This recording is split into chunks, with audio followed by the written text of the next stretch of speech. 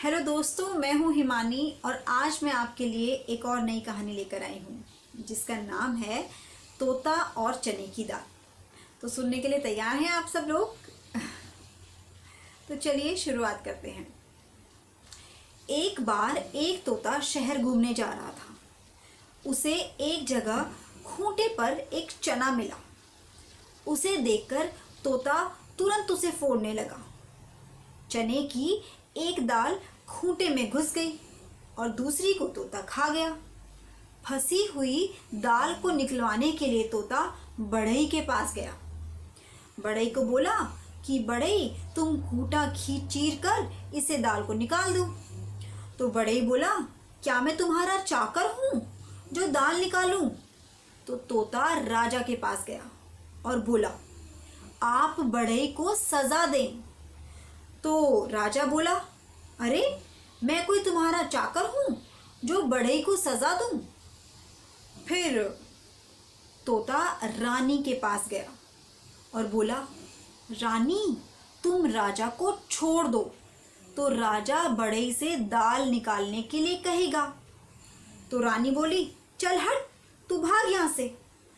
फिर तोता सांप के पास पहुंचा और बोला, तुम रानी को डस लो।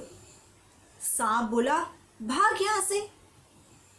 तोता वहां से भी भागा और फिर लाठी के पास जाके बोला, लाठी, तुम सांप को मारो, फिर वह रानी को डसेगी और रानी राजा को छोड़ के राजा बढ़ई को मारेगा तो बढ़ई दाल निकालेगा।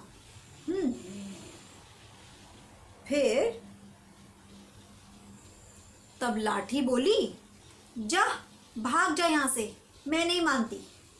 तब तोता आग के पास गया और उससे बोला, लाठी को जलाओ। आग ने भी उसे भगा दिया।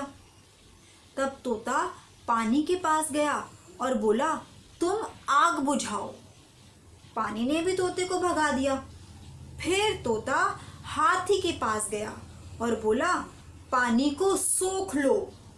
हाथी ने कहा, मुझसे नहीं होगा और उसे भगा दिया। फिर तोता एक चींटी के पास गया और बोला, चलो हाथी को काटो। चींटी चली हाथी को काटने। तब हाथी बोला, चींटी बहन, तुम मुझे मत काटो, मैं पानी सोख लेता हूँ। तब पानी बोला, हाथी भैया, तुम मुझे मत सोको, मैं आग बुझाने जाता हूँ। तब आग बोली कि पानी, तुम मुझे मत बुझाओ, मैं लाठी जलाती हूँ।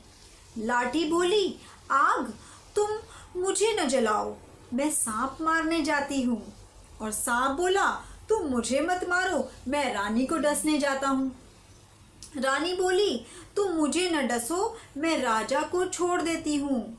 राजा बोला, रानी, तुम मुझको मत छोड़ो, मैं बढ़ई को कहने जाता हूँ।